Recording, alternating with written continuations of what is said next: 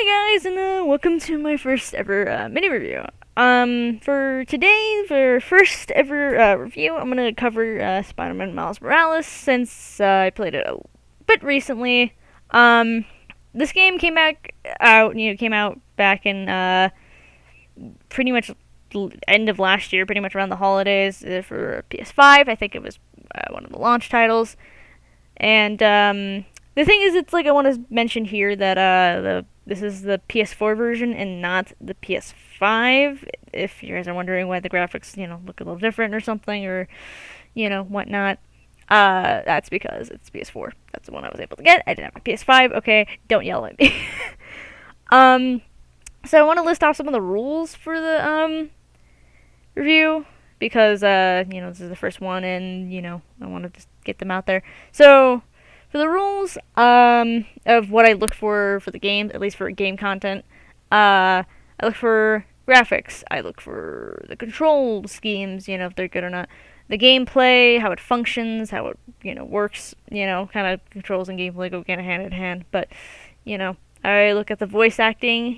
If that's good or not. Voice acting, I feel is crucial for a game. Because that's pretty much what you're going to be listening to for the entirety of the game. And the story, if the story's good, if it's well written, if I liked how it was formatted and everything, etc. Yeah. Anyway, this is getting a long intro, so let's just get into it. And we're gonna start off with graphics for our first spot for my 5 set of rules for what I look for games, because I think it's good footing and that makes the most sense to me. So, for the graphics for this game, honestly, they're really amazing. I love them to death. Even though, yes, it's on the PS4, it's not the PS5, even though probably the PS5 is better. The PS4 is still, a great, console and still has really good graphics no matter what.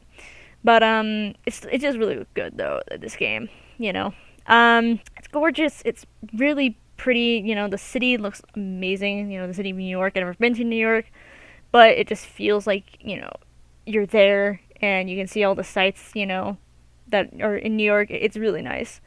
It's pretty much the same. At least the graphics in the engine looks from like the first Spider-Man game, the Spider-Man PS4, but which is not a bad thing. I want to emphasize that's never a bad thing. That game is also really good, but it's just it looks like that to me. But yes, overall, it's great graphics. It's really good. It's gorgeous. It's still great. No matter probably what console you're on, it's still really good. I just want to point that out there. So, yeah. And now we're going to move on to controls. The controls of this game are pretty much, again, like, a lot of this game is very similar to the first game, which I'm going to be saying this a lot, is not a bad thing. I actually really like the control scheming from the first Spider-Man game. And that they kept it here. It feels right, I mean, obviously, the general gist of like, square's the punch, circle's the dodge, triangle is, to do like strong attacks and, kicks, etc. The web swing mechanic is, is still R2, which I love that. It's very simple control scheme, but not too simple where it's like kind of boring, but like just enough where it's like easy to get down and quickly, but also enough where you can like experiment with it. It's really nice.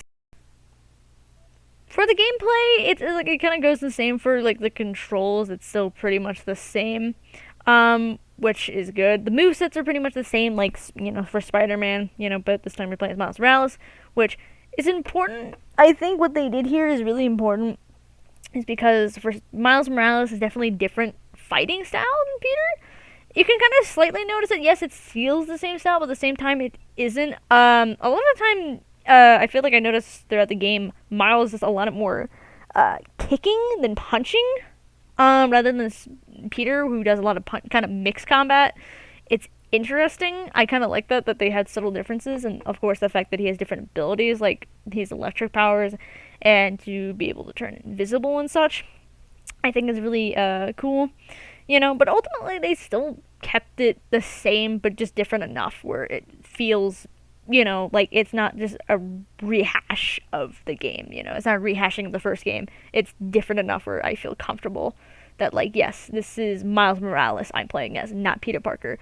but they also kept it enough where it's like it's still Spider-Man's still gonna be Spider-Man at the end of the day, at least when it comes to general basics of being able to climb up walls, to web swing, to beat up bad guys, in separate ways, being fast and having a lot of agility and stuff like that when he fights.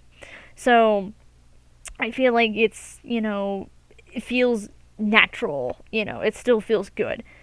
And I just want to briefly bring up the costumes because I always love costumes for Spider-Man games. They're pretty dang important because that's it's kind of one of the reasons why we play these games is the costumes, be able to mess with costumes. And I will say, although I've never really sadly read much of Miles Morales for Spider-Man comics, which I really should, the costumes in this game are really nice. I really do like a lot of them. Some of them, of course, are jokey and silly, but also a lot of them are like really actually cool and they're really nice. So yeah, overall, the gameplay style, the mechanics, everything is just good and great here. So yeah, thumbs up for the gameplay for sure. Voice acting.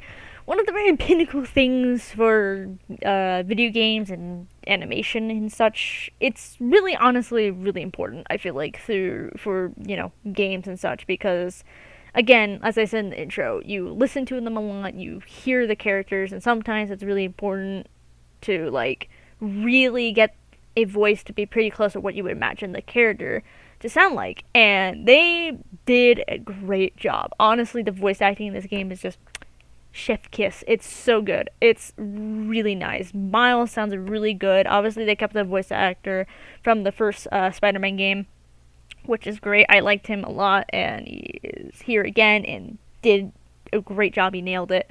Same for a lot of the other cast members.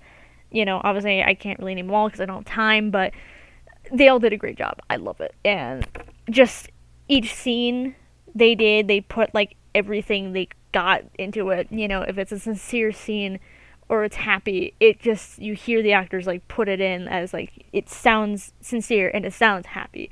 Or for scenes that are like very serious and very like dark or something or emotional, you just hear it just through and through. And I think that's important, especially as an actor, as an actress. You need to just put everything you got. Voice acting is as important as normal acting, and they did an amazing job. And honestly, again, voice acting in this game just 10 out of 10. Just great. Okay, here we are to, I think, one of the most important part of the video, probably why you guys clicked on this video, is for the story. How do I feel about the story? Is it good? Is it bad? What is it? So, for the story, I feel like it was a pretty solid story. I think for what it is, for the game, it was a pretty solid story. Very short, though. I will emphasize that, without getting into too much detail yet.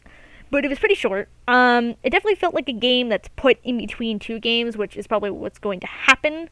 Which, again, I'll go into way more detail on that in a second. But for the most part, I feel like the story was really good. The villain was really pretty decently, good and hashed out, I think, for the most part.